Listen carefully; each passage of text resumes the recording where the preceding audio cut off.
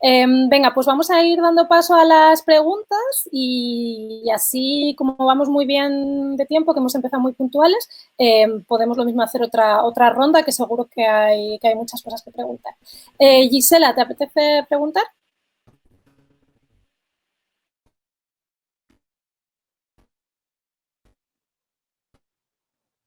Bueno, muchas gracias, Elvira, por participar. Yo soy Gisela, llevo viviendo en Alemania 8 años ya, 5 de ellos en Berlín.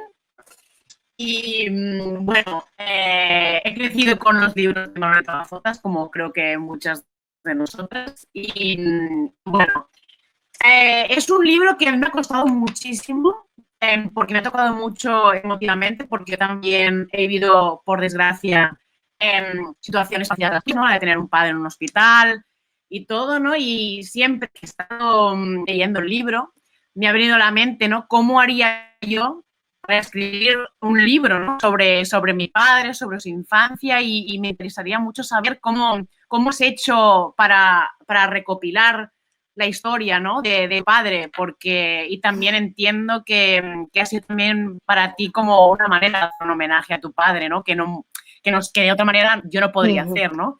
Y bueno, que me explicases eso, porque es una pregunta que no he podido parar de hacerme cuando leí. Pues mira, yo tenía pensado hacer un libro de cuentos sobre mi padre, porque mi padre era una persona con un carácter extraordinariamente inusual, ¿sabes? No era era un hombre muy particular, original en el sentido de raro, de que no había mucha gente como él, muy excéntrico, en fin. Era una persona que te sorprendía con su forma de ser. Entonces, claro, ese tipo de personas generan mucho anecdotario, porque yo creo que llaman al absurdo, se ven en muchas situaciones. Además, él era una persona muy expansiva, con lo cual, y se había movido mucho en toda su vida, con lo cual tenía cantidad de anécdotas. Pero luego pensé que no quería hacer un libro que fuera un anecdotario de mi padre, o sea, porque yo ya me había dado cuenta entre amigos contando cosas de mi padre que yo atraía mucho la atención, porque realmente le pasaban cosas extraordinarias, y esto que consigues contar cosas y que los demás te escuchen y se diviertan y todo eso. Pero no quería hacer eso para un libro, ¿no? Entonces, digamos que el que me parecía, digamos, más original o más raro era mi padre, pero entonces empecé a mirar recuerdos que tenía, fotografías, cartas, etcétera. Y entonces me encontré con mi madre, que quedaba más perdida en el tiempo porque había muerto hacía muchísimos más años. Entonces mi sensación, esto no quiere decir que a mí no me haya influido mi madre en mi vida, sino que es como que mi padre era tan explosivo que acaparaba como en vida toda la atención, ¿no? Entonces, al ver, sobre todo una serie de fotos que tienen ellos durante el noviazgo, que deben ser en Málaga, son unas fotos tan, no sé, como son unas fotos en las que te das cuenta de que son dos personas muy enamoradas que yo no sé, estarían con un amigo a solas en el campo, porque son unas fotos que no tienen la formalidad de la época, no están, digamos, cogidos así de una forma formal ni nada de esto, sino que están muy abrazados, tumbados en el suelo. Entonces, de pronto me llamaron tan poderosamente la atención que dije, yo tengo que centrar la atención en ellos, en los dos, porque verdaderamente no se entendía a mi padre sin esa persona que era antagónica en carácter, en todo, que era mi madre, ¿no? Ni tampoco se entendía la historia de ellos sin su enamoramiento, sin lo que sucedió después, sin la muerte de mi madre, o sea, todo eso, ¿no? Entonces decidí, aparte había algunas cartas, que eso es lo bonito de esa época, porque ahora es verdad que yo procuro guardar emails y todo eso, pero no es lo mismo porque la fuerza que tiene la palabra escrita a mano, las postales, las cartas que se escribían los novios, ¿no? Entonces hay cartas entre ellos que destilan un amor y unas ganas de estar juntos porque no vivían en el mismo sitio, ¿no?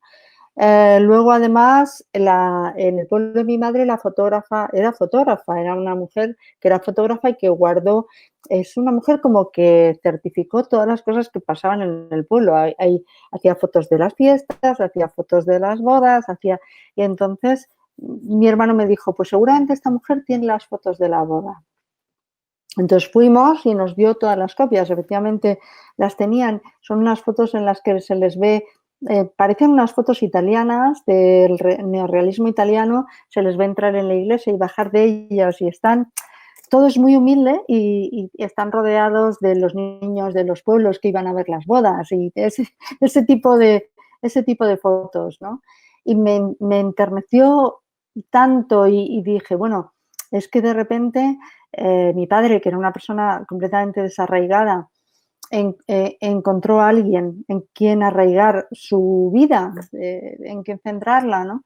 Y mi madre, por otra parte, que era una persona muy arraigada, que vivía en un pueblo y tenía un mundo como muy seguro y con mucho amor a su alrededor, pues decidió salir de ese pueblo para irse con ese chico tan atractivo que había conocido, ¿no? Entonces, todas estas cosas que yo encontré ahí, pues pensé, voy a hacer, voy a contarlo como si yo fuera un personaje secundario y ellos fueran el foco de atención. Algo que coincidía con cómo eran entonces las cosas, porque los hijos ahora son el foco de atención de las casas desde que nacen, pero desde luego en mi generación eran los adultos fundamentalmente, los que, digamos, tenían las opiniones, los que hablaban ellos y se callaban los niños y más en mi casa. Y mis padres tenían tantísima personalidad y su relación les importaba tanto, a veces obsesivamente para bien o para mal, que decidí decidí moverme en torno a eso y observarlos como les había observado yo de niña, porque también es verdad que yo pude encontrar cosas que me sirvieron, pero también está en tu forma de ser, es decir, que yo también fui muy observadora desde pequeña y les observé casi les espié. Y ellos tenían a veces esa sensación conmigo, ¿no? Como de esta niña, siempre está pillándolas al vuelo, fijándose y todo eso. Hay veces que se hacían señales incluso que yo entendía, que era de cállate que está ella delante, ¿no? Entonces, pues yo creo que eso me ha facilitado también el camino, la actitud que yo tenía con ellos, que era la de observarles atentamente siempre.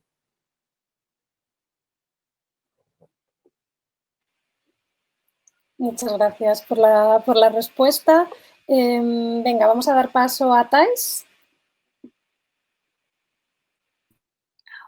Hola, hola a todas y hola Elvira, muchas gracias por estar con nosotras. Yo estoy feliz, la verdad que yo también he crecido con tus libros, con Manolito Gafotas y con, bueno, después te he seguido mucho y nada, pues estoy leyéndome la novela, no la he terminado, pero sí que cuando te leo me recuerda un poco, o sea, ese sentido del humor que creo que te caracteriza, ¿no? Y me río mucho cuando te describes como niña, por ejemplo, cuando imitas los acentos, cuando cambias de ciudad y bueno, también esa realidad cruda que para mí era, o sea, que era cruda, pero que lo relatas de una manera tan cercana y con tanto sentido del humor que bueno, que consigues, a mí siempre cuando te leo consigues arrancarme una sonrisa, así que te agradezco.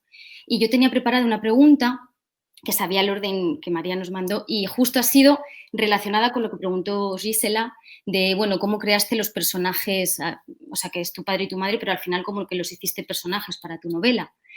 Pero como más o menos, bueno, si quieres contestar o añadir algo, pues quiero añadir que te pregunto además si crees que a tu padre le hubiera gustado leerte o si hubiera sentido bueno, ¿cómo crees que se hubiera sentido al leerte? Sí. Pues, bueno, yo tengo ya una contestación a eso, porque yo también lo he pensado muchas veces, qué es lo qué pensaría, ¿sabes? Y yo, claro, las personas cuando en la vida estamos muy condicionadas por el que dirán, por el que pensarán de nosotros y todo eso, ¿no? Entonces, yo lo que no podía hacer escribiendo el libro es el estar pensando qué pensaría, o sea, qué pensarían los demás y qué pensarían mis padres. Yo lo quería hacer, boom, así como yo quería y contarlo a corazón abierto, por usar esa expresión, ¿no?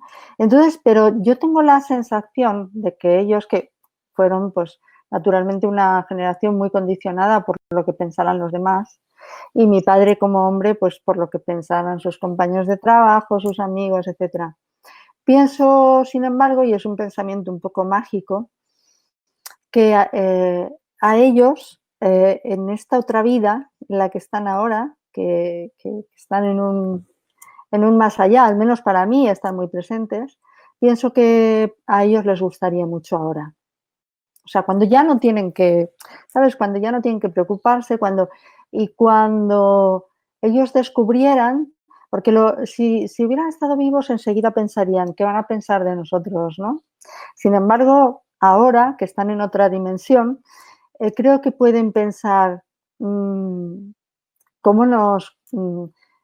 cómo estamos interesando a la gente, cómo está interesando nuestra historia, cómo nos toman cariño, cómo nos perdonan nuestros defectos, porque esto está sucediendo con el libro. O sea, la gente no está juzgándoles, está respondiendo tal y como yo he escrito el libro, que son personas con sus maravillas, con sus virtudes, pero también pues, con sus lados sombríos y todo esto. Y sin embargo, mucha gente me dice cosas muy curiosas, como qué pena haberlos dejado, qué pena que se haya acabado el libro y haberlos dejado ahí. Entonces yo creo que si ellos pudieran ver esa reacción y ver que son queridos ahora de pronto por muchos desconocidos, estarían muy contentos.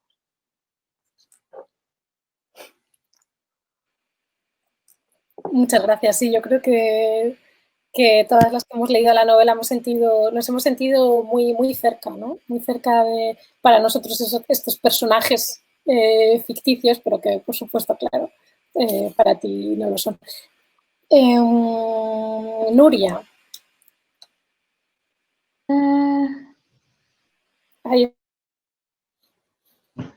A ver, hola, ¿me escucháis? Sí. Vale.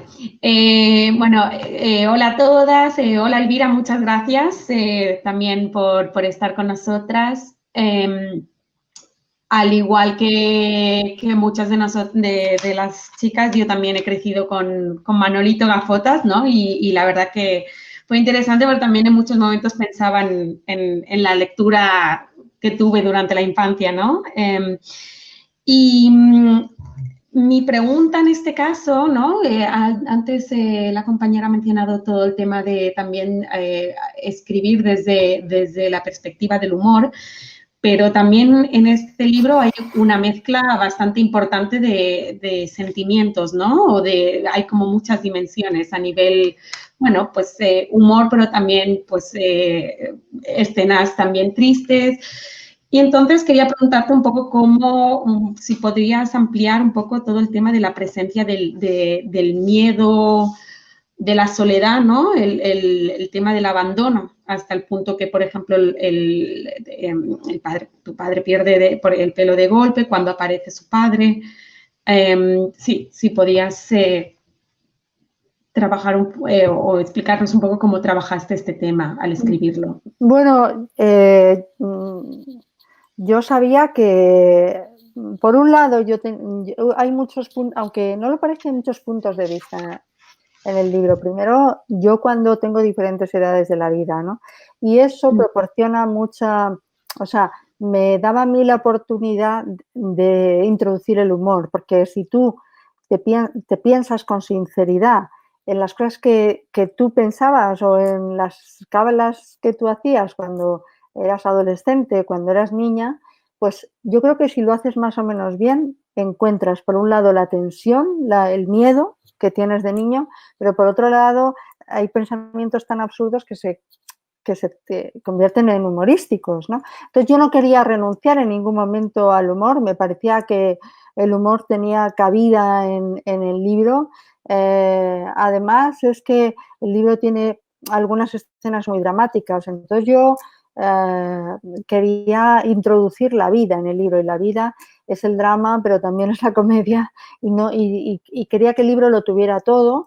Eso es una forma, digamos, de manipular los sentimientos del lector, pero a mí me gusta mucho eso. Siempre me ha gustado la tragicomedia, aquello donde tú puedes encontrarte a ti misma sorprendido de estar en una página riéndote y a la siguiente de repente tienes un parón emocional porque ves que, pues que la vida tiene, no sé, muchos colores, y me gustaba que el libro fuera colorido en ese aspecto, ¿no?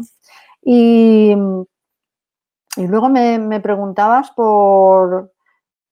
primero por el humor y luego por esos momentos dramáticos. ¿Me has preguntado por eso? Bueno, yo quise tratarlos con muchísima delicadeza porque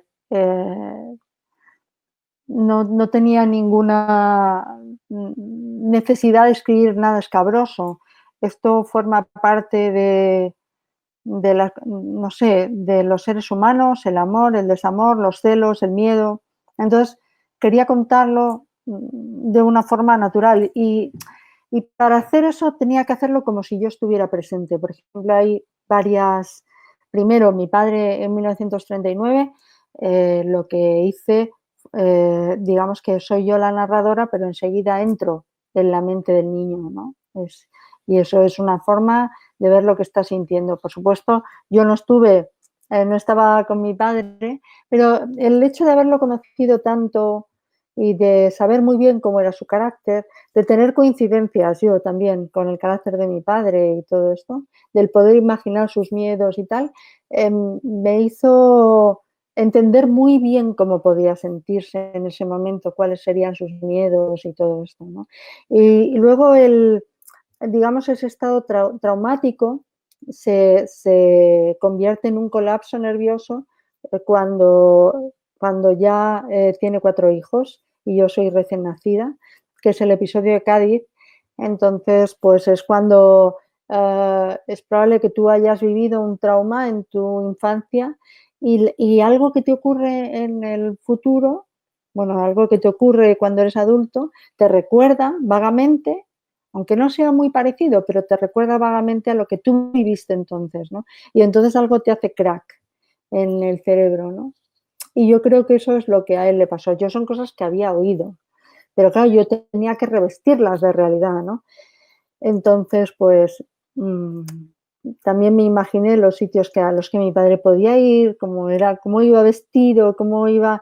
Y luego ya digo que hay algo en sus miedos y todo esto que me facilitó mucho el camino, que fue el conocerlo psicológicamente muy bien.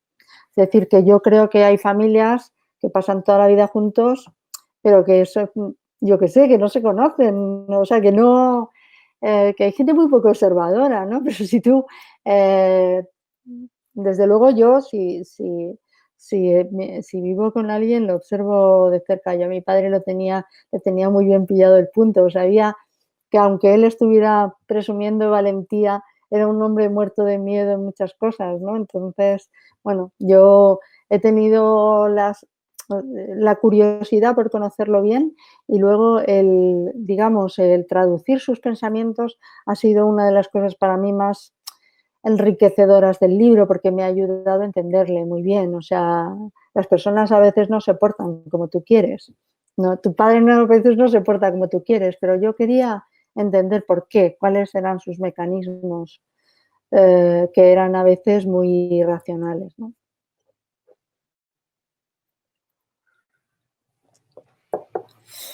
Bueno, vamos ahora a dar paso a Victoria. Hola, Elvira. Hola. Muchas gracias. Yo, al igual que mis compañeras, también soy seguidora tuya, leo tus artículos y demás, y he disfrutado mucho la obra.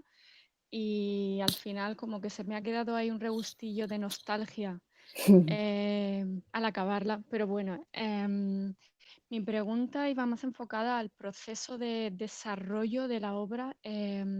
¿Cómo te has enfrentado a ella? Porque ya se partía, o sea, no es lo mismo que escribir una obra de cero, partes de una idea que vas desarrollando, sino que al estar narrando la historia de la vida de tu padre, tu vida, todas las etapas de tu vida, ¿cómo te has enfrentado a ello? ¿Fue más complicado? ¿Fue más fácil? ¿O te has sentido vulnerable de alguna manera al mostrar esa parte como más personal? Bueno, el hecho de que, o sea, claro, yo tenía la realidad, la historia, los personajes, ¿no? Pero luego es muy difícil componer una historia, con una novela con todo eso, ¿no? Y además no es una novela al uso, no tiene, o sea, son capítulos cerrados que incluso yo creo que podrías leer aparte y además es como un puzzle que cuando tú acabas el libro tú tienes una visión ya de la, digamos, de la historia al completo, ¿no? Pero no es un suspense que te vaya regateando información y al final te dicen quién es el asesino, ¿no? Sino que es un va y viene constantemente de experiencias, ¿no? Y recuerdos y escenas y todo esto, ¿no? Entonces, lo que tú comprendes al final, yo creo, es a los personajes. O sea, lo que tú logras al final, volviendo a la infancia del protagonista del libro, es de dónde vienen ellos dos, ¿no? Es verdad que tal vez falta un poco la infancia de mi madre, pero yo, por un lado, naturalmente he conocido más a mi padre porque ha vivido muchos más años, ¿no? Pero por otro lado, ocurría una cosa, yo estaba como muy metida en este libro y la editorial es, o sea, todo el mundo estaba muy impaciente con que lo acabara. Yo podía haber seguido escribiendo el libro mucho tiempo porque podía haber habido muchos más capítulos. Pero hubo un momento en el que dije, bueno, esto ya tiene una estructura muy sólida, ya lo dejo aquí, ¿no? No lo voy a alargar. Pero el hecho de que fueran personas que yo conocía, digamos que me dio el carácter de los personajes, que es algo que cuando inventas una ficción desde cero, pues naturalmente los tienes que crear tú, ¿no? Pero sí que es verdad que aunque se invente una ficción desde cero, yo creo que muchas veces tus personajes tienen rasgos de personas de la vida real que tú vas tomando, vas haciendo ahí como vas construyendo una persona de verdad, ¿no? En este caso las personas estaban hechas, ¿no? Y estaba también mis personajes, mi yo de niña, mi yo de adolescente, mi yo de ahora, ¿no? Pero fue difícil en el sentido de que la estructura del libro es peculiar y yo o sea, yo sabía, hay muchos libros en los que se habla de la madre del escritor, del padre del escritor, o sea, es como un clásico, ¿no? Pero yo sabía que para que este libro tuviera una originalidad, la estructura era fundamental. O sea, para que el lector tuviera las sensaciones que tiene, tenía que ser una estructura diferente, que, no sé, que de repente te sacara a los personajes en distintos momentos de su vida, en distintos momentos que de repente vieras como una vida al completo y no contándolo todo, porque lo que quería hacer es que se contaran cosas pero se callaran otras y es el lector el que va poniendo lo que falta, porque en realidad falta mucho de la historia, o sea, lo que leéis vosotros es como un destilado de la historia de dos personas, ¿no? Entonces esa estructura que al final te da la sensación de haber entrado en vidas completas, me costó mucho trabajo. Y yo creo que es ahí donde tuve que poner toda mi atención. O sea, yo tenía las caras de los personajes, cómo hablaban, su tono de voz, su forma de comportarse, su carácter, ¿no? Pero quería manejarlos o contarlos de tal manera que los lectores se sintieran muy, muy atraídos por ellos. Y eso, pues no es fácil, no es fácil. Bueno, gracias de nuevo. Vamos a dar paso ahora y así aprovechamos también, y aprovecho personalmente para saludarla porque no nos conocemos, a María, a tu sobrina, que bueno, que ha sido estas coincidencias maravillosas y una sorpresa para la gente que nos está escuchando y no lo sepa. María es la sobrina de Elvira y vive también aquí en Berlín y bueno, y es parte del proyecto, una parte muy importante del proyecto del niño y la bestia. Hola, María. Hola. Bienvenida. Muchas gracias por participar. Muchas gracias por invitarme. Y bueno, no sé si tienes alguna pregunta en concreto para Elvira o quieres hacer algún comentario o contarnos un poco cómo fue tu experiencia en el proyecto. Y bueno, sí. No sé si nos hace algún comentario. Bueno, yo había pensado alguna pregunta ya que estaba... Ah, pues genial. Pero por supuesto. Claro, pues sí, hacemos eso. Primero la pregunta y luego si quieres nos cuentas un poquito tu experiencia del proyecto. Vale. Hola. A ver, yo tengo varias preguntas, pero bueno, si hay otra ronda o algo, pues ya lo he perdido a Elvira. No veo a Elvira ahora. No sé si se oye. Yo estoy. Ahora te veo. Vale. Yo quería preguntarte, como que ya hablamos, que a mí el libro me ha parecido así como una película, porque visualizo muy bien todo lo que escribes. Y me intriga cómo escribes. O sea, si tú también necesitas visualizar para escribir antes de escribirlo, o es casualidad que te sale así como una imagen cuando lo escribes. Y luego, sobre todo, hay una escena en el libro que me fascina, en el Atazar, cuando la niña está metida dentro de la casa y está viendo que viene que es como una presencia fantasmal, un poco, es surrealismo puro, ¿no? Es como una cosa... Y me parece muy cinematográfico y yo no sé si tú, si tú visualizas eso antes de escribirlo, por ejemplo.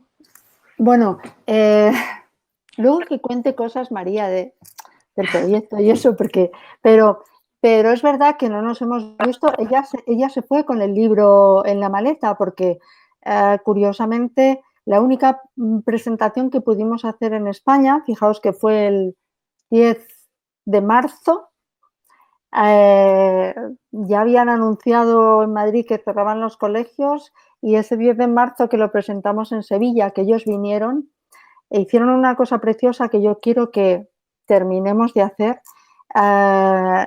Ella y Ander Perrino, su marido, que es el contrabajo, hicieron unas versiones de las canciones que aparecen en el libro, que son muy bonitas, ¿no? Porque están muy elegidas, no son canciones de la época y todo eso, pero tienen todas algo especial. Tocaron en la presentación, yo les di el libro y ahí nos despedimos y ahí empezó este mundo pandémico en el que vivimos, ¿no? Mira, dentro de los muchos puntos de vista que yo creé para el libro, que está cuando yo era niña, hay uno que a mí me sobrecogió especialmente, que de repente pensé que la parte de la niña del pantano, que ya en sí un pantano es un sitio, digamos que en nuestra imaginación tiene muchas connotaciones de misterio, casi más que el mar, casi más que el río, ¿no? Los lagos, los pantanos, esa agua estancada tiene algo que puede convertirse en un gran paisaje para un cuento de misterio. Entonces, cuando yo hice ese viaje al pantano donde yo había pasado 4 años de mi infancia, hice ese viaje con mi hermano César y con Antonio. Entonces, o sea, el lugar es espectacular porque claro, es en mitad de la nada, en la Sierra Pobre de Madrid, está muy arriba y de repente te das cuenta de que el poblado donde nosotros vivimos era muy pequeñito. O sea, es como un pueblo de cuento que fue construido para la gente que tenía que trabajar allí. Es muy bonito que me ha escrito gente que pasó su infancia, o sea, pues gente que fue conmigo al colegio, o un obrero me ha escrito que trabajó en el Atazar. Y entonces cuando a mí se me ocurrió de pronto, ¿cómo cuento esto? ¿Cómo cuento esto? Y empecé a pensar, esto va a ser un cuento de fantasmas. Entonces, eso fue como una gran oportunidad, porque era como que yo nunca hubiera pensado que tenía cabida eso dentro del cuento, ¿no? Y entonces pensé, no lo va a contar la niña, exactamente la niña de entonces, no lo voy a contar yo como recuerdo, sino que voy a hacer como una especie de fantasma, fantasmilla que se ha quedado ahí detenido en la infancia de entonces, en sus 5, 6, 7 años de entonces, y lo va a contar, o sea, es ese personaje quien nos está observando a nosotros. Y eso para mí es que, bueno, a lo mejor os parece muy exagerado, pero es que lo viví con una emoción, o sea, como decir, esto es un hallazgo, o sea, y entonces lo escribí, boom, boom, boom, lo escribí, y así como en un rapto de creatividad, de imaginación, y entonces se lo di a leer a Antonio, ¿no? Y yo lo esperé, estábamos en Lisboa, y yo lo esperé así en el salón, y vino así andando por el pasillo y dijo, uff, es que me ha impresionado mucho. Dice, porque, claro, o sea, es que, dice, es una sensación como de que te sobrecoge porque no es alguien real.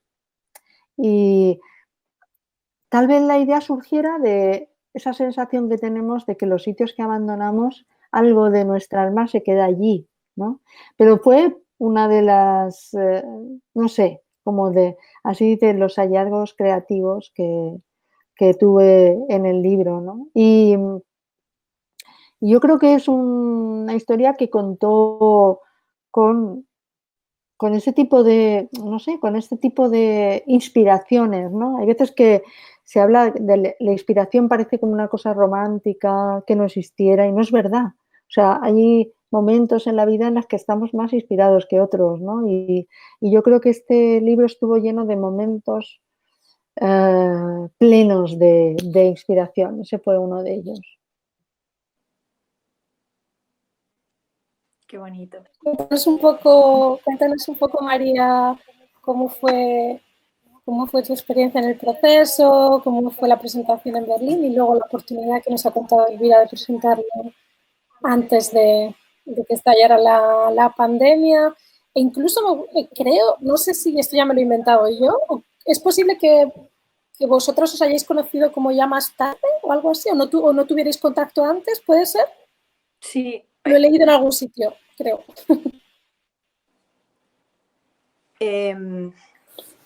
Claro, nosotras nos conocimos, bueno, es que a través de este proyecto casi que nos hemos conocido. Por eso ha sido tan especial. Y yo cuando contacté a Elvira, fue justo 2 años antes más o menos 2 años tardamos en estrenar El Niño y la Bestia. 2 años antes, más o menos. Y bueno, la verdad es que fue una sorpresa que luego El Niño y la Bestia derivara en todo esto de el lazo familiar. Yo no me lo había planteado nunca. Fue pues lo que dice Elvira, que ella encontró esa conexión Y claro, pues entonces pues el proyecto empezó a tener forma y fuerza, ¿no? Y claro, y verlo también en el libro, pues me emociona muchísimo. Y cómo lo plantea Elvira, como la parte personal también, ¿no? Con todos los músicos, el viaje a Berlín, que fue muy emocionante todo. Donde descubrimos, bueno, yo ya Elvira, claro, la había escuchado 1000 veces en la radio y yo sabía vamos, que la voz era perfecta para algo así, su forma de contar las cosas, pero la sorpresa más grande fue cuando empezamos a ensayar, que lo hemos hablado mucho esto, y tenía un oído como los músicos, o sea, ha sido muy fácil con ella crear esa historia que llamamos así, pues como una ópera contada. Y yo tenía mucho miedo porque, bueno, todos los músicos decían, ya, pero ¿cómo metemos esto con la música? Si no es músico y tal. Y pues fue una sorpresa muy grande que Elvira tuviera pues lo que nosotros llamamos el oído absoluto, prácticamente, o sea, no le falta, sabe cada entrada y todo de oído, más que nosotros. Es más difícil porque nosotros lo tenemos todo escrito, los compases, entendemos todo en tiempo real, ¿no? Pero ella no, todo de oído. Entonces, claro, bueno, fue increíble. Y nada, y luego, pues claro, lo estrenamos en Berlín, en Admiral's Palace, fue todo súper emocionante, con la embajada, el ayuntamiento de Berlín. Fue muy especial, muy especial. Y claro, pues queremos seguir con el proyecto, hemos estado en Madrid. Ahora teníamos alguna cosa, pero bueno, se ha cancelado. Pero no pasa nada porque somos, no solo yo, sino que somos muy cabezonas. Y bueno, que va a seguir para adelante. Ahora le empezaremos a dar forma, a ver de qué manera seguimos con ello. Y lo queremos traer, yo otra vez lo quiero traer a Alemania, porque además tenemos la traducción hecha en alemán. No sé si alguna de las que estáis aquí estuvo, pero pusimos los subtítulos en alemán y queremos aprovecharlo. Además que le encantó al público aquí, le encantó, le llegó muchísimo. Y lo queremos repetir, vamos. Sí, qué bien, ojalá, ¿no? Porque, bueno, yo me quedé con las ganas de verlo y creo que muchas de las que estamos aquí también. Sí. Sí, bueno, pues a ver si hay otra oportunidad. Pues muchas gracias María. Creo que sí, vamos avanzando. Bea es la siguiente.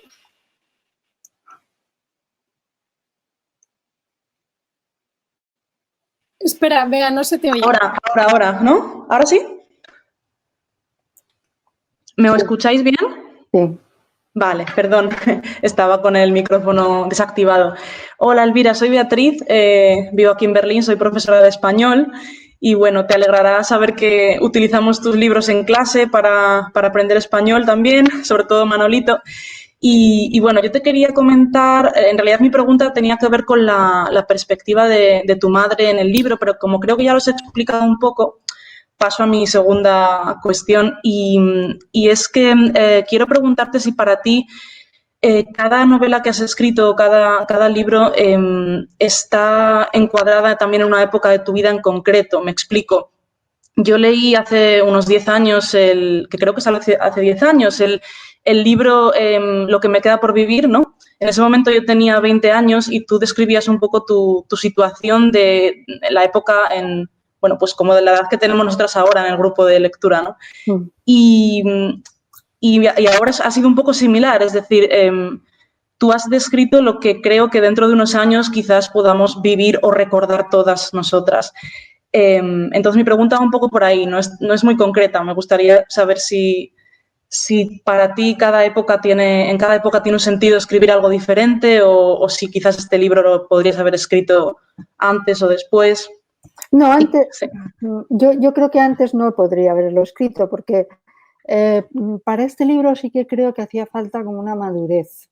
Es decir, sobre todo la manera en que yo miro a los personajes, en la que no hay, o sea, se cuentan las cosas, no sé cómo decirte, de manera valiente, en el sentido de que no ocultas las cosas que fueron sombrías, pero al mismo tiempo no hay una voluntad de, como no sé, vengativa o de ajuste de cuentas. Entonces, yo creo que eso tiene que ver también con mi mirada al pasado y con la necesidad de comprender por qué actúan las personas, ¿no? Yo creo que a lo mejor hay edades en las que uno necesita más el saldar cuentas o algo así. No es mi caso en este momento y además, por otra parte, a mí me dio mucha paz encontrarme con mis padres y volver a observarlos. O sea, a pesar de que había momentos que para mí son difíciles de contar en el libro porque son dramáticos, pues sin embargo había algo como no sé, de estar en un mundo que a mí me interesaba y que me sentía cobijada a pesar de todo. Hay un momento que para mí fue que estaba escrito mucho antes. Hay cosas, yo he escrito mucha poesía, pero nunca he publicado. Y hay cosas que yo he escrito en poemas que son aquellas que no sé escribir en prosa porque no las sé explicar, ¿no? Entonces quedan de una manera un poco más abstracta. Y entonces es el principio de un capítulo en el que cuento el regreso a Madrid, mi yo adolescente es la que habla, y ese capítulo, que se llama La siempre viva, comienza con un poema y comienza con un episodio que para mí fue terrorífico, que fue un día que mi madre se fue de casa, ¿no? Entonces, eso yo no lo sabía explicar en prosa, no quería entrar en muchos detalles, quería que quedara un misterio para la persona, que el lector lo entendiera, pero que fuera de alguna manera misterioso, ¿no? Entonces eché mano de la poesía para eso, ¿no? No sé, ha habido momentos que me ha resultado complicado encontrar el tono, pero yo creo que tenía los años que podía comprender, que ya entiendo la literatura como algo distinto, no es algo, no sé, no necesito lo escabroso para entender a los seres humanos, ¿no? Es verdad que hay mucha literatura del yo ahora mismo, de eso que llaman autoficción y todo eso, ¿no? Y parece que tienes que llamar mucho la atención con episodios, no sé, como contados de una manera muy sórdida, ¿no? Y yo creo que no era el tono que yo quería para el libro, y además creo que se es capaz en la vida de emocionar o de conmover, etcétera, contando las cosas de otra manera, ¿no? Y no dando muchos detalles. Yo no quería dar muchos detalles de las cosas, sino que como un cuadro impresionista, ¿no? Que el lector tuviera una impresión y pudiera rellenar los huecos, que son muchos los que hay, ¿no? Y tú hablas de un libro, Lo que me queda por vivir, que fue mi anterior novela. Era distinto el libro en el sentido de que yo en ningún momento dije que fuera yo la persona de la novela. En este libro, pues yo no he tenido ningún... obviamente soy yo, son mis padres. Pero en aquel libro había... Bueno, sí que era un retrato de la época, sí que se parecía muchísimo el personaje a mí, pero había algunas cosas que estaban inventadas, etcétera. Y bueno, naturalmente tuve algún problema con aquel libro porque, claro, cuando te mueves en ese terreno que inventas unas cosas, pero otras son verdad y todo esto, siempre hay alguien que se molesta contigo, ¿no? Entonces, pero es verdad que para las que habéis leído este libro, estaría bien que leyerais Lo que me queda por vivir, que aun estando escrito hace 10 años, digamos que podéis haceros una idea de que habla de la misma chica que soy yo cuando comenzó a trabajar en la radio, ¿no? Y creo que que es una forma de continuación, aunque, digamos, el estilo no tiene nada que ver y mi compromiso con el yo del libro tampoco tiene nada que ver.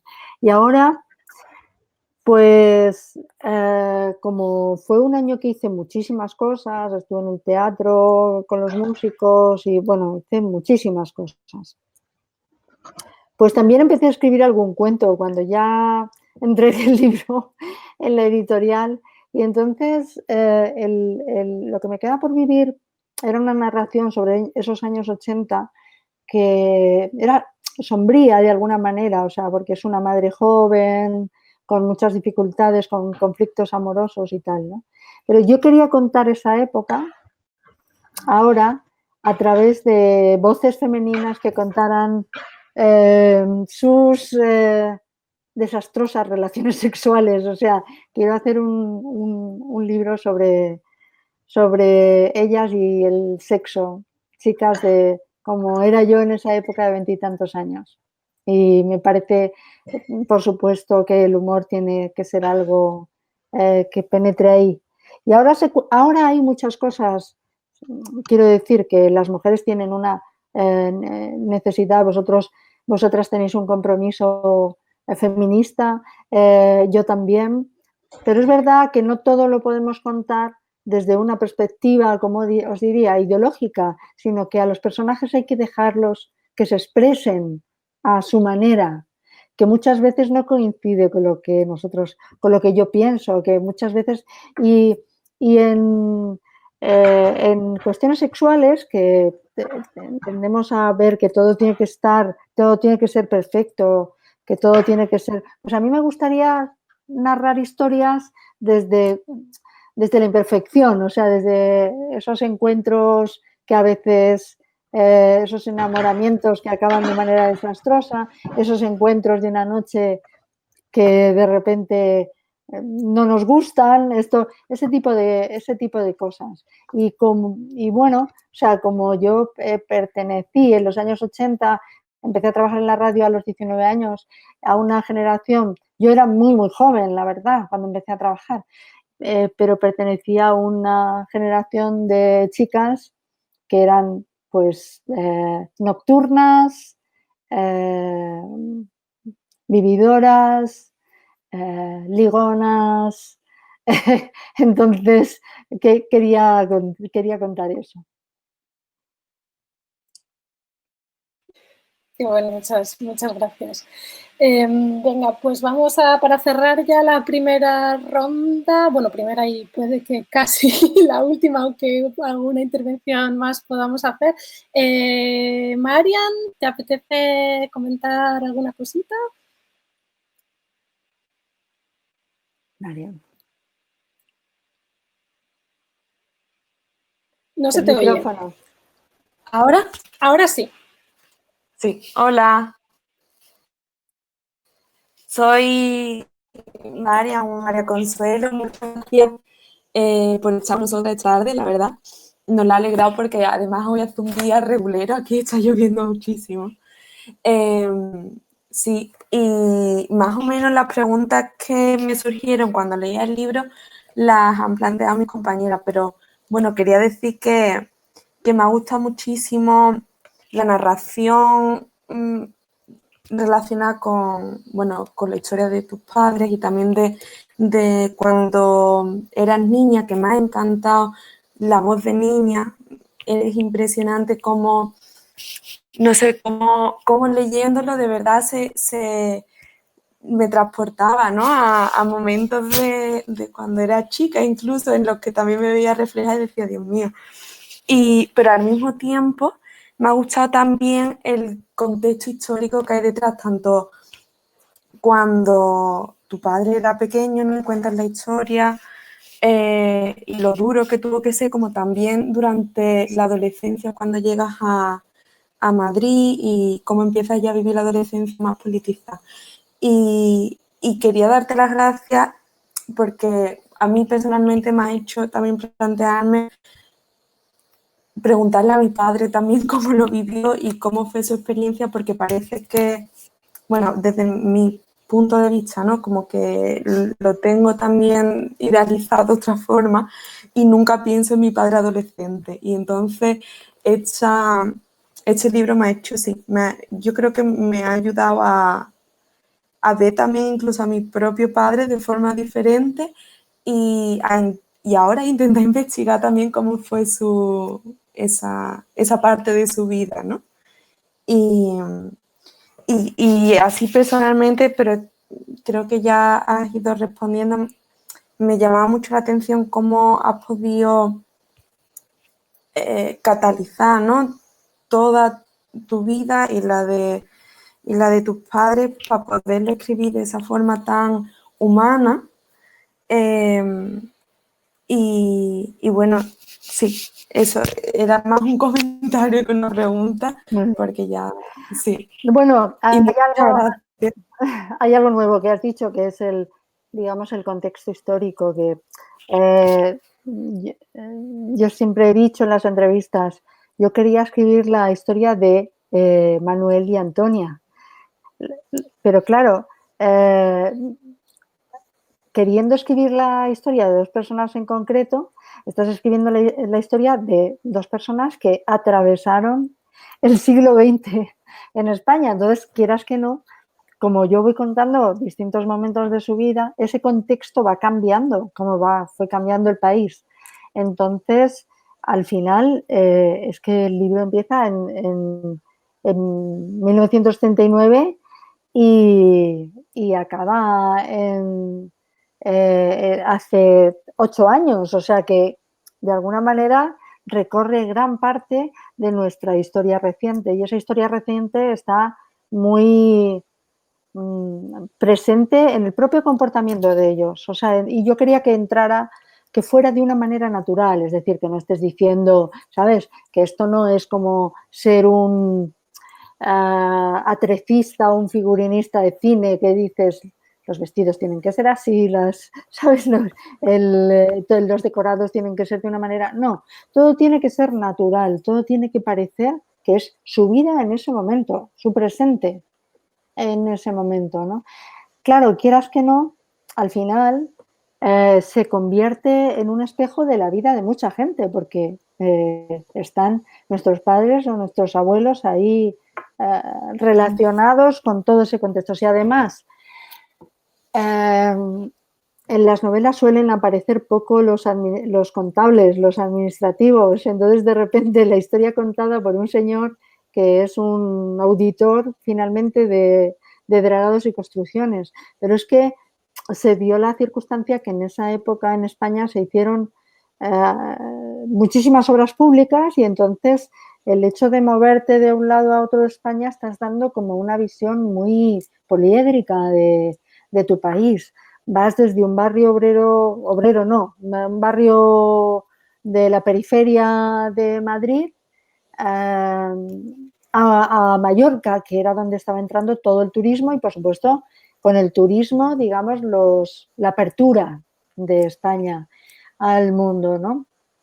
Entonces, quieras que no, aunque yo de verdad que no era como una pretensión mía, pero es que la vida de mis padres coincidió con muchos cambios que se dieron en España.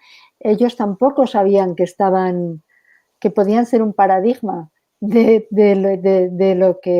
lo que fue nuestro país. Pero al fin y al cabo fueron niños de la guerra. Como sabemos, esto también ha creado algo especial porque hemos vivido en este tiempo la tristeza, la pena, el horror de que esa generación es la que más ha sufrido en la pandemia, ¿no? Entonces, es un final muy trágico para gente que empezó de manera muy trágica en su vida, ¿no? Entonces, bueno, pues niños de la guerra, luego jóvenes que se conocen en los años 50, mis padres tenían un ligero aire de pareja italiana, de neorrealismo italiano, luego los años 60, cuando empieza a entrar el turismo, los años 70, cuando los hijos adolescentes empiezan a comprometerse políticamente y entonces eso es una irrupción en las casas que también fue muy fuerte para ellos, ¿no? En fin, que de repente se convirtieron en paradigmas sin yo pretenderlo. Y luego ocurre una cosa cuando hablas de la niña. Mira, las voces infantiles son cuando tú haces una voz infantil y te sale bien, son universales, no tienen época.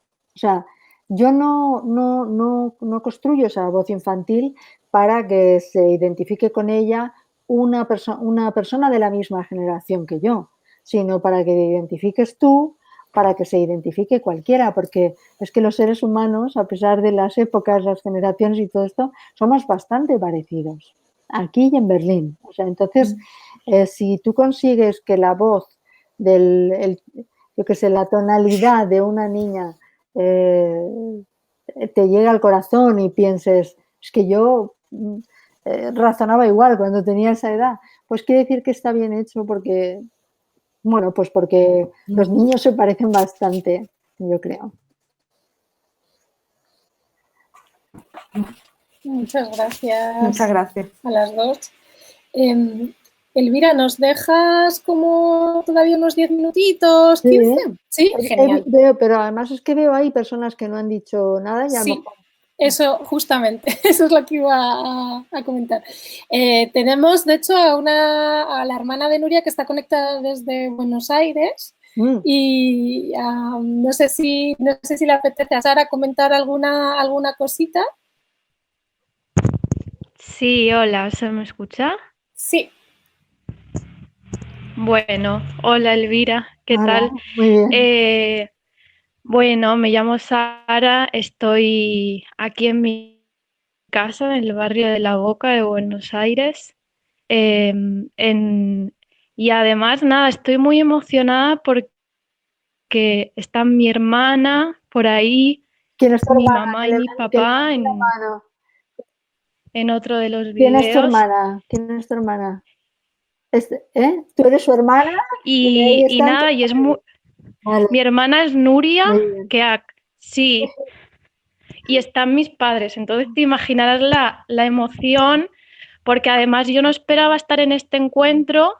Yo empecé a leer el libro hace un par de días a través de ebook y aún no lo he terminado, pero yo te quiero decir que yo ayer por la noche lo estuve leyendo en mi cama y es una mezcla de emociones que yo es que no tengo nada, o sea, no tengo pensado una pregunta porque es más compartirte, digamos, también desde mi identidad de migrante, cómo, o sea, la experiencia y cómo está atravesada la migración, digamos, incluso en este libro, que es una migración todo el tiempo a otras épocas y momentos de la vida.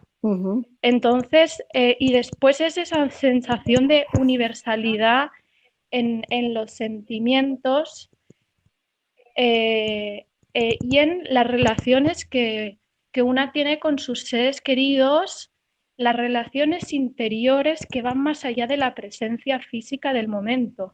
Y eso a mí me atraviesa mucho por tener a mi familia tan lejos, digamos, ¿no? Entonces, como de repente sentir ayer a la noche, por ejemplo, una mezcla, de repente me reía y de repente explotar en llanto por esa sensación de la cicatriz, ¿no? Del corazón abierto, de lo que también te genera la migración y la relación interna que al final una tiene con la gente que quiere y que de repente está lejos. Entonces, como de repente sentir a través de tus palabras como esa sensación de tener a esa gente que está tan lejos, de repente tenerla a tu lado y tenerla en la cama y poder abrazarla y demás, es un poco esa sensación que al final yo ayer a la noche me venía todo el tiempo una canción, además, ¿no? Conectándolo con la idea de la musicalidad,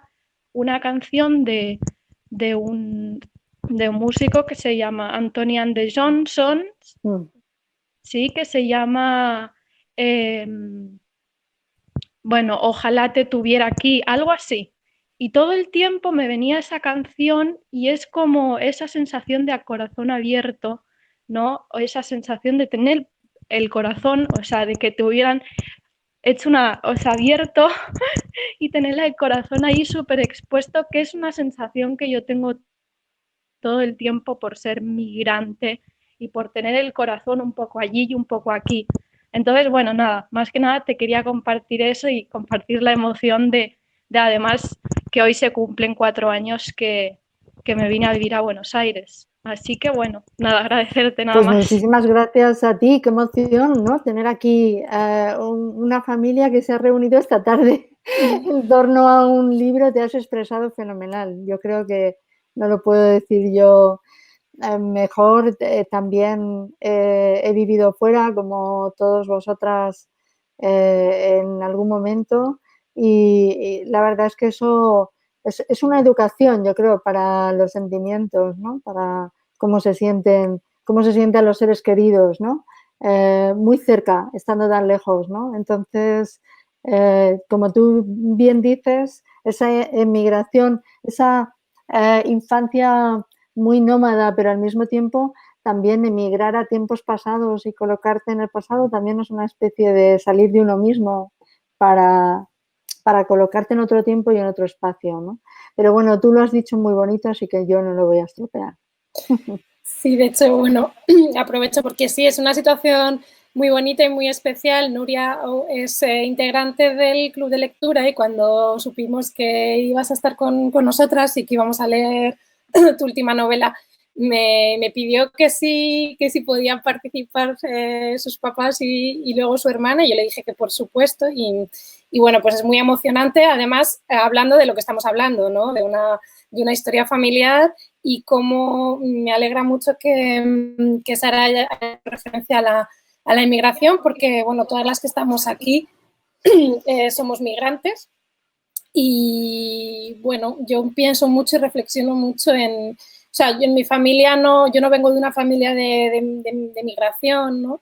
Pero yo pienso si otras personas, de los españoles, por ejemplo, que tuvieron que exiliarse unos y otros por razones económicas o por razones políticas, en una época en la que esto no era posible, ¿no? Y en la que, como tú dices, qué bonito poder recibir una carta, pero también qué duro no tener, bueno, por lo mismo una llamada telefónica cada no se sabe cuánto tiempo, y si algo nos ha traído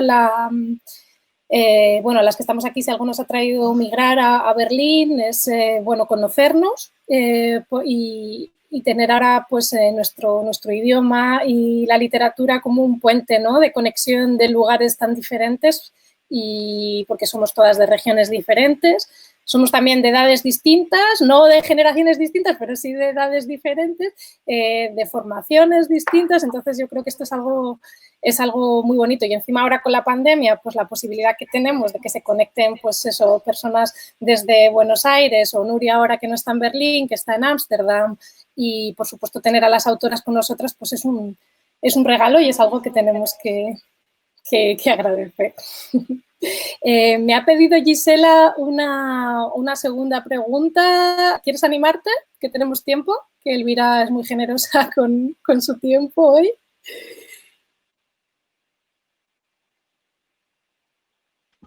Vale, bueno, pues a ver, es que esto de migración me tocó un poco. Entonces, bueno, claro, en el libro hay un personaje que está ahí, que es muy potente, que marcó muchísimo a tu padre, que es la bestia. Entonces, quería saber si realmente, bueno, en el libro hablas, ¿no?, de la bestia y las palizas, ¿no?, que recibía tu padre, ¿no?, cuando llegó a Madrid y tal. Y no sé si has intentado saber algo más, o sé que al final del libro dices que no se sabe, bueno, cuando se fue tu padre, pues ya la nota, ya no sé por qué saber nada más, ¿no? Si has vuelto a saber por el libro, por lo que sea, si has investigado más, si has conseguido saber quién era esa persona, ¿no? Ese personaje, o no te ha interesado. No me ha interesado porque no me ha interesado porque yo escuché esta historia muchas veces de boca de mi padre, entonces no me interesaba. Hombre, sí que me tranquilizaba pensar que esa persona estará muerta y que, ¿sabes? Y que no tengo posibilidad de ofenderla. Las cosas fueron como fueron. A veces el trato a los niños era muy duro en esa época, ¿sabes? O sea que, y la propia, el propio momento histórico, pues no sé, tenía una dureza, una aspereza que yo creo que no podemos imaginar, ¿no? Por supuesto había gente muy cariñosa con los niños, pero no fue esta mujer a la que le cayó un niño, pues a lo mejor sin tener ningún deseo de que estuviera con ella. Y luego la madre de mi padre también era una mujer muy, bueno, ya lo cuento en el libro, yo creo que era incluso más áspera de lo que aparece en el libro. Y bueno, no sé, son las cosas que yo recuerdo y que he vivido y todo eso. No pretendía hacer daño, pero tampoco pretendía quedar bien con nadie, ¿no? A mi abuela la conocí de primera mano y, ¿qué quieres que te diga? Pues es un capítulo importante en el libro. Yo creo que tener una madre que no es cariñosa, que no es afectuosa, es posible que es algo que te marque, como así creo que fue toda la vida, ¿no? Y fue así, o sea, no tenía mucho interés en cambiarlo. Y encima lo mandó a Madrid solito, a casa de una persona pues que no le dio un buen trato. No he querido, por ahí no quería, pero además como eso pertenece al último capítulo del libro, que es casi como un cuento, ¿sabes?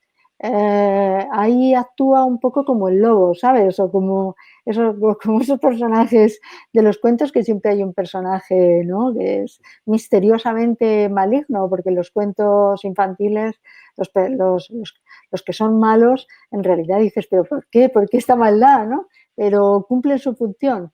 Y a mí en la novela me servía, cumplía su función el que ella se portara, digamos, mal con mi padre, porque eso determinó su carácter.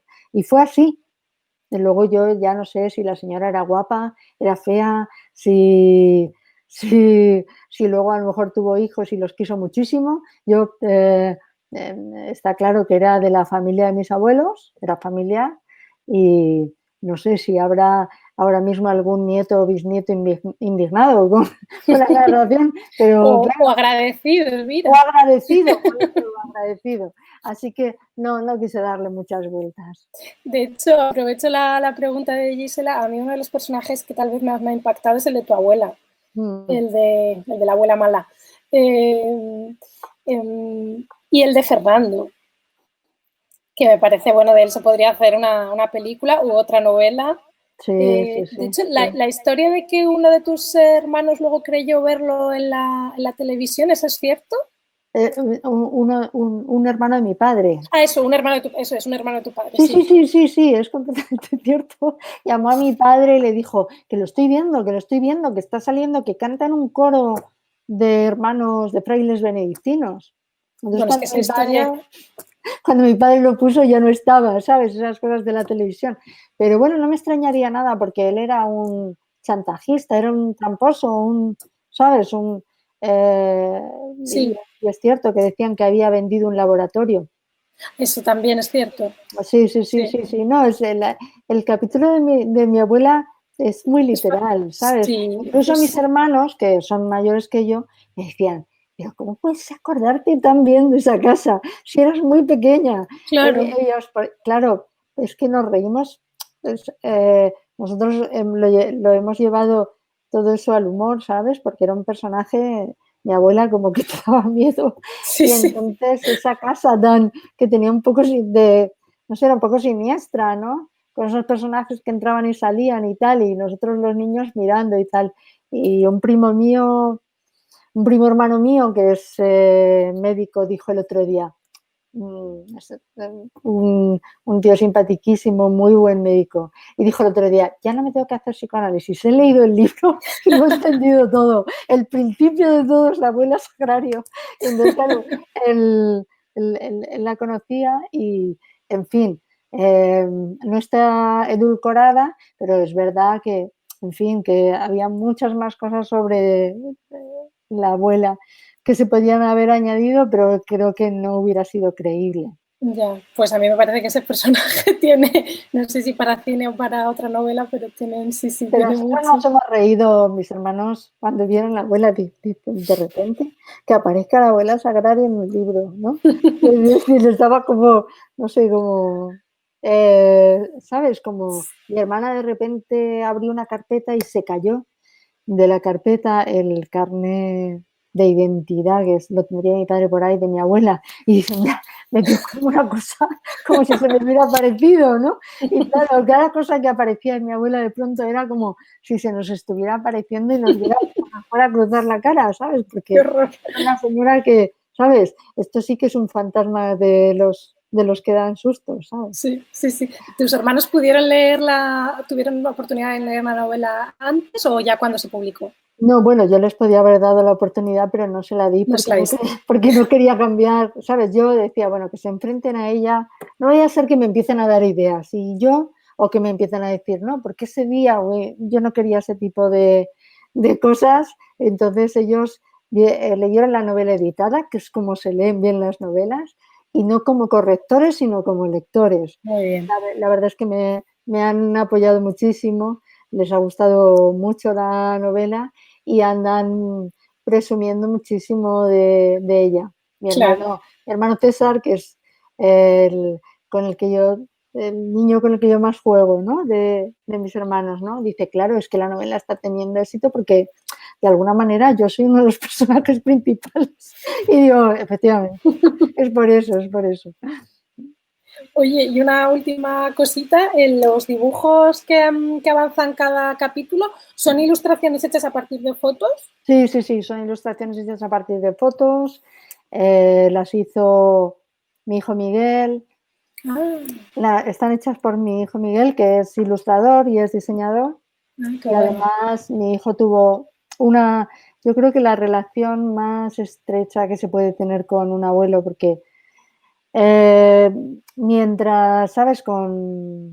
Hay un momento en el que se pierde el contacto físico con los padres, ¿no? Como que ya, no sé, o sea, yo era una niña muy cariñosa y tal, y ese aspecto físico de cercanía y tal, yo creo que mi padre lo encontró con sus nietos y particularmente con mi hijo Miguel, estuvo mucho con él desde pequeñito, y mi padre, con esa cosa de hombre vividor que tenía, mi padre se lo llevaba a los bares, no te creas que es que se lo llevaba a ver películas para niños, pero mi hijo lo quiso muchísimo a su abuelo, o sea que ha sido como también un viaje en ese aspecto muy emocionante.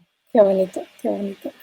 Bueno, pues muchísimas gracias. Yo creo que llevamos una horita y media enlazadas en tener este encuentro en Berlín.